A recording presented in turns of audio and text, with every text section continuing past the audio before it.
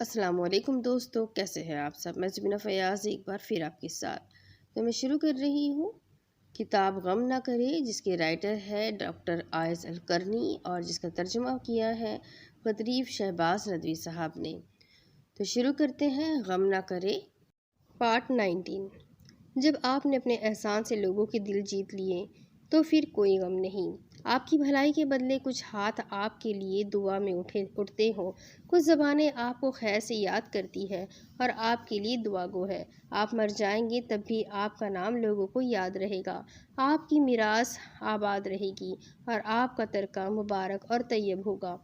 ایک کریم کی تعریف میں شاعر کہتا ہے، تم نے کتاب میں لائے نفی نہیں پائی ہے، اسی لیے کسی چیز کو نہیں کہتے۔ جب سردی آتی ہے تو تم سورج بن جاتے ہو اور جب گرمی آتی ہے تو گھنی چھاؤ۔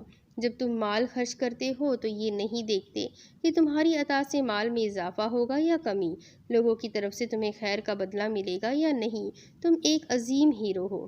ہم رات میں تمہارے چہرے کی روشنی میں سفر کرتے ہیں، کیونکہ راتوں میں تمہاری جبین مشال بن جاتی ہے۔ کانوں کو تمہارا تذکرہ کتنا اچھا لگتا ہے، جسے مجلسوں میں کتنا ہی دہرایا جائے اکتاہٹ نہیں ہوتی۔ ہر طرح کے خطروں میں ہم تمہارے اوپر قربان ہیں۔ جب حجاب احرام باندھتے ہیں تو پرخطر سفر میں تم پر فدا ہوتے ہیں۔ حضرت ابوبکر بیمار پڑے، لوگوں نے آپ کی عیادت کی اور کہا، کیا طبیب کو نہ بلا لائیں؟ کہنے لگے، وہ پہلے ہی دیکھ چکا ہے۔ لوگوں نے پوچھا، اس نے کیا کہا؟ فرمایا، اس نے کہا ہے، میں جو چاہتا ہوں وہ کروں گا۔ عمر بن الخطاب نے کہا، اچھی زندگی وہ ہے جو صبر کے ساتھ گزرے، اور فرمایا، اچھی زندگی وہ ہے جو صبر سے ملے۔ اگر صبر انسانی شکل میں ہوتا تو ایک شریف آدمی ہوتا۔ علی ابن ابی طالب نے فرمایا، یاد رکھو کہ صبر کا ایمان میں وہی مقام ہے جو جسم میں سرکار ہوتا ہے۔ جسم سے سر کٹ جائے سر کا ہوتا ہے، جسم سے سر کٹ جائے تو جسم بیکار ہو جاتا ہے۔ اس کے بعد آپ نے بلند آواز سے فرمایا کہ جس کے پاس صبر نہیں اس کا ایمان معتبر نہیں، اور فرمایا، صبر ایسی سواری ہے جو گرتی نہیں۔ حسن بصری کہتے ہیں کہ صبر خیر کے خزانوں میں سے ایک خزانہ ہے جسے اللہ صرف اپنے مقرب اور بہترین بندوں کو دیتا ہے۔ عمر بن عبدالعزیز کہتے ہیں، اللہ نے بندے کو جو بھی نعمت دی پھر چھین لی ہو اور اس کے عوض میں صبر دیا ہو تو وہ صبر اس چیز سے بہتر ہوگا۔ میمون بن مہران کہتے ہیں، صبر سے بہتر کوئی چیز کسی نے نہیں پائی۔ سلیمان بن القاسم کہتے ہیں، ہر عمل کا ثواب معلوم ہے سوائے صبر کے۔ اللہ تعالیٰ نے فرمایا، صبر کرنے والوں کو ان کا اجر بغیر حساب کے دیا جاتا ہے، یعنی موسلا دھار بارش کی مانند۔ ایک دوسرا اسٹیج بھی سجے گا، ایک نئی زندگی بھی برپا ہوگی، اس لیے غم کی کوئی بات نہیں۔ ایک دن آئے گا جس میں اللہ اولین و آخرین کو جمع کرے گا۔ اس سے آپ کو اللہ کے عدل و انصاف سے مطمئن ہو جانا چاہیے، یعنی جس کا مال یہاں چھن گیا ہے وہ وہاں پالے گا، جس کے ساتھ یہاں ظلم ہوا وہ وہاں انصاف ہوگا، جو یہاں ظلم کرے گا اسے وہاں سزا ملے گی۔ کہتے ہیں کہ جرمن فلسفی کانٹ نے کہا کہ دنیاوی زندگی کا ڈرامہ ابھی پایۂ تکمیل کو نہیں پہنچا، اس کا ایک دوسرا سین بھی ہونا چاہیے، کیونکہ یہاں ظالم و مظلوم میں انصاف نہیں ملتا، غالب و مغلوب میں بدلہ نہیں پورا ہوتا، اس لیے ایک دوسری دنیا کا ہونا بھی ضروری ہے جس میں عدل و انصاف ہو۔ علی طنطاوی اور اس پر تبصرہ کرتے ہوئے کہتے ہیں کہ یہ ایک اجنبی کی جانب سے قیامت اور یوم آخرت کا ضمنی اعتراف ہے۔ بقول شاعر، وزیر اس کے سیکریٹری اور زمین کا منصب سب ظلم و زیادتی کریں تو ان کے لیے بربادی ہی بربادی ہے، اور ان سب کو آسمان کے بڑے منصف کی عدالت میں حاضر ہونا ہے۔ آج ظلم نہیں ہوگا، بلا شبہ اللہ تیز حساب لینے والا ہے۔ بعض فلسفیوں کے اقوال و اعترافات۔ رابرٹ لوئس اسٹیفنس نے لکھا ہے، ہر انسان ایک دن میں سخت سے سخت کام کر سکتا ہے اور سورج غروب ہونے تک وہ خوشی کے ساتھ رہ سکتا ہے، یہی زندگی کا مفہوم ہے۔ ایک فلسفی کا کہنا ہے، تمہارے پاس زندگی کا ایک ہی دن تو ہے، ایک کل چلا گیا، ایک کل ابھی آئے گا۔ اسٹیفن لیکوک نے لکھا، بچہ کہتا ہے جب میں نوخیز ہوں گا، نوخیز کہتا ہے جب میں جوان ہوں گا تو شادی کروں گا، لیکن شادی کے بعد پھر کیا، اور ان سارے مرحلوں کے بعد کیا؟ اب بات یوں ہوگی کہ جب میں ریٹائرڈ ہو جاؤں گا۔ اب وہ پیچھے دیکھتا ہے، اسے شدید آندھیاں جھلساتی ہے۔ جو زندگی گزر گئی وہ اسے کھو چکا۔ جب وقت گزر جاتا ہے تبھی ہمیں یہ احساس ہوتا ہے کہ زندگی ہر ساعت اور ہر منٹ گزرتی ہے۔ یہی حال ان لوگوں کا ہے جو توبہ کے لیے ٹال مٹول سے کام لیتے ہیں۔ سلف میں ایک نے کہا، میں تمہیں سوف عنقریب سے خبردار کرتا ہوں، یہ ایسا کلمہ ہے کہ اس نے کتنے ہی خیر و صلاح کے کاموں کو روک دیا ہے۔ انہیں چھوڑ دو کہ کھائے پیے اور مزے اڑائے، ان کو امید نے غفلت میں ڈال رکھا ہے، یہ جلد ہی جان لیں گے۔ فرانسیسی فلسفی مونٹین کہتا ہے، میری زندگی ہمیشہ بدقسمتی سے آلودہ رہی، جس نے کبھی رحم نہیں کیا۔ اسی طرح کے لوگوں کے بارے میں میرا کہنا ہے کہ یہ اہل زکوٰۃ تھے، علم و فنون کے ماہر تھے، لیکن خلقت کے اعتبار سے حکمت نہیں جانتے تھے، نہ اللہ کی ہدایت کی روشنی ہی پا سکے جو ان کا رسول لے کر آیا۔ جسے اللہ روشنی نہ دے اسے کوئی روشنی نہیں مل سکتی۔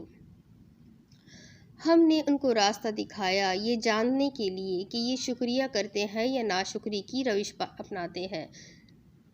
داتے کا قول ہے کہ یہ سوچو کہ آج کا دن دوبارہ طلوع نہیں ہوگا۔ میں کہتا ہوں کہ اس سے بلیغ اور خوبصورت وہ حدیث ہے کہ صلی صلاۃ موضوع نماز ایسے پڑھو گویا وہ آخری نماز ہو۔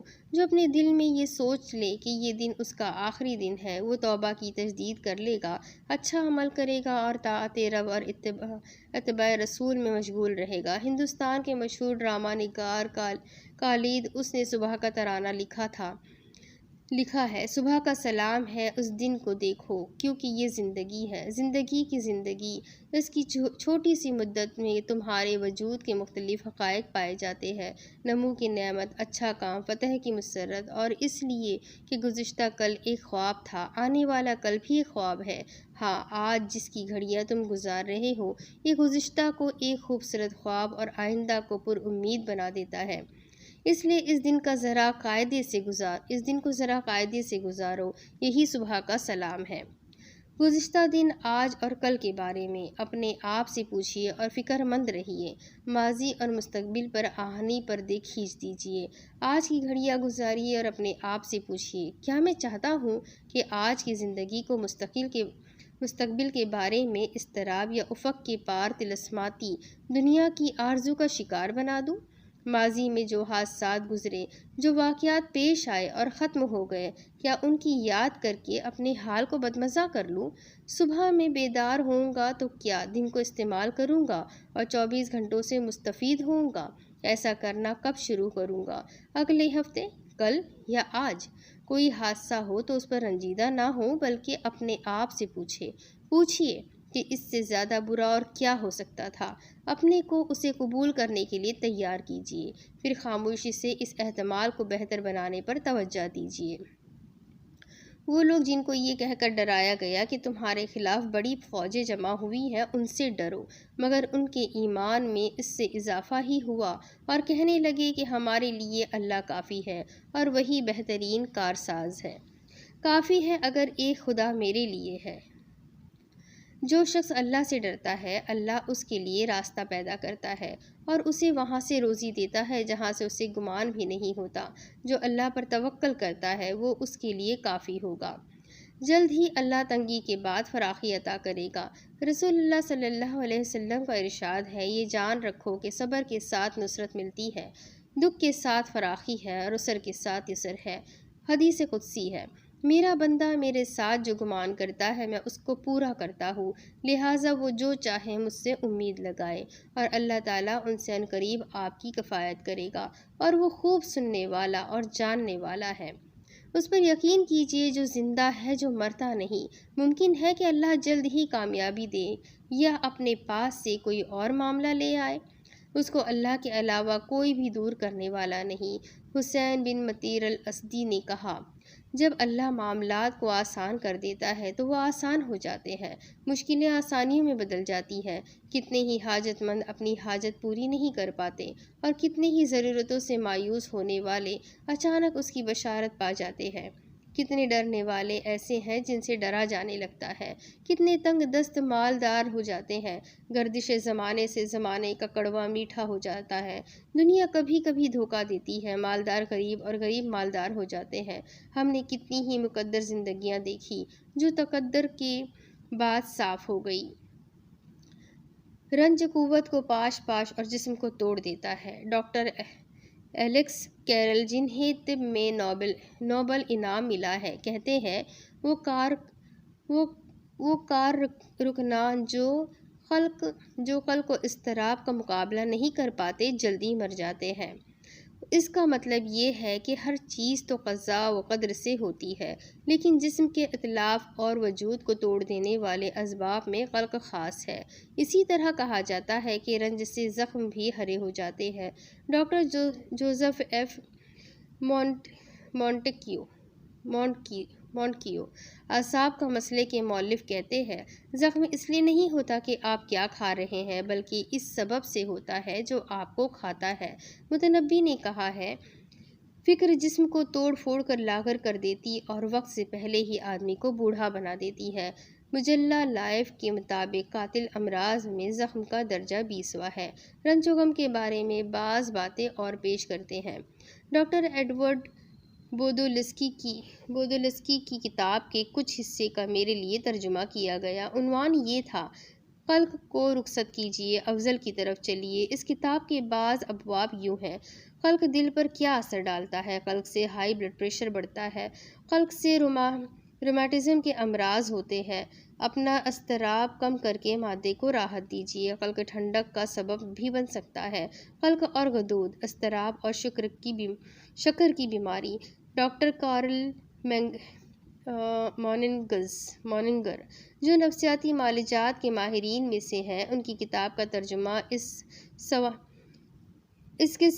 سوان سے ہوتا ہے: انسان خود اپنے خلاف۔ اس میں وہ کہتے ہیں ڈاکٹر میننگر تمہیں اضطراب سے بچنے کے قواعد نہیں بتائے گا، بلکہ ایک وحشتناک رپورٹ دے گا کہ کیسے ہم اپنے جسموں اور عقلوں کو قلق، اضطراب، حسد، خوف، بغاوت اور تحقیر جیسی آفتوں سے توڑ کر رکھ دیتے ہیں۔ قرآن مومن کی صفات بیان کرتے ہوئے کہتا ہے العافین عن الناس، لوگوں سے درگزر کرتے ہیں۔ اس قول کے بڑے فوائد میں سے یہ ہے کہ ایسا کرنے سے دل کو راحت، قلب کو سکون اور خوشی و مسرت ملتی ہے۔ بورڈو شہر کا گورنر فرانسیسی فلسفی مونٹیگ کو بنایا گیا تو اس نے لوگوں سے کہا، میں چاہتا ہوں کہ تمہارے مسائل کے حل کے لیے اپنے ہاتھ پاؤں کو لگاؤ، لیکن اپنی آنتیں اور جگر نہ لگاؤ۔ رنج و غم اور حسد کے اثرات۔ ڈاکٹر راسل سیشل کا تعلق جامعہ کرنیل کے میڈیکل انسٹی ٹیوٹ سے ہے۔ انہوں نے گٹھیا کے 4 بڑے اور زیادہ پھیلے ہوئے اسباب بتائے ہیں: شادی کا ٹوٹ جانا، مادی نقصانات اور رنج، قلق اور تنہائی، حقارت اور حسد۔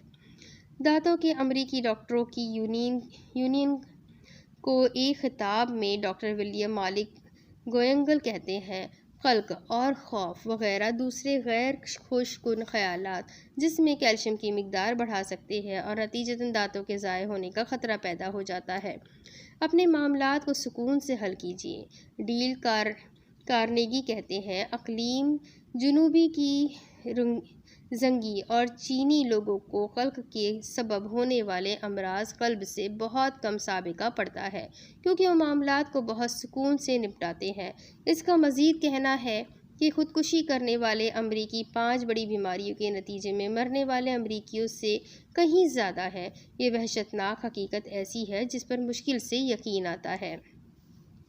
رب تعالیٰ سے خوشگمان رہے۔ ولیم جیمس کا کہنا ہے کہ اللہ ہمارے گناہ اور غلطیاں معاف فرما دیتا ہے، لیکن ہمارا عصبی نظام کبھی ایسا نہیں کرتا۔ ابن الوزیر اپنی کتاب العواصم من القواسم میں لکھتے ہیں، اللہ کی رحمت کی امید بندے کے لیے امید کا دروا کر دیتی ہے، اسے اطاعت کی قوت دیتی ہے اور اسے نفلوں کے چست خیر کے کاموں کے لیے سبقت کرنے والا بنا دیتی ہے۔ ان کا یہ کہنا بالکل صحیح ہے کہ بعض نفوس کی اصلاح اللہ کی رحمت، اس کی بندہ نوازی، توبہ کو قبول کرنے کی امید اور اس کی بربادی سے بردباری سے ہوتا ہے۔ توبہ اور توکل سے وہ اس سے قربت اختیار کرتے اور محنت و مشقت سے کام لیتے ہیں۔ جب خیالات ستائیں، تھامس ہڈسن کا کہنا ہے، ایسا کوئی ذریعہ نہیں پایا جاتا جس سے انسان تفکرات سے چھٹکارا پا لے۔ تجربے سے یہ بات درست معلوم ہوتی ہے، حتیٰ کہ انسان پڑھتے لکھتے وقت بھی سوچ میں پڑا رہتا ہے۔ تفکیر کو روکنے اور منضبط بنانے کا بہترین وسیلہ نفع بخش اور سنجیدہ و مفید عمل ہے۔ خالی رہنے والے ہی خیالات و وہام کا شکار ہوتے ہیں۔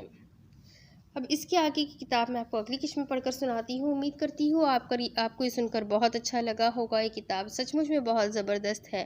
ہاں، کچھ بڑے لوگوں کے نام ایسے ہیں جو پڑھنے میں مجھے بھی مشکل ہو رہی ہے، تو میں خود چاہوں گی کہ آپ لوگ خود سے اس کتاب کو ضرور پڑھیں اور سمجھیں۔ بہت ہی پیاری کتاب ہے، امید کرتی ہوں اچھی لگ رہی ہوگی، تو چینل کو ضرور سبسکرائب کر لیں، بیل آئیکن کو ضرور دبا دیں اور اپنے دوستوں، اپنے کانٹیکٹس میں اس کتاب کو ضرور شیئر کریں۔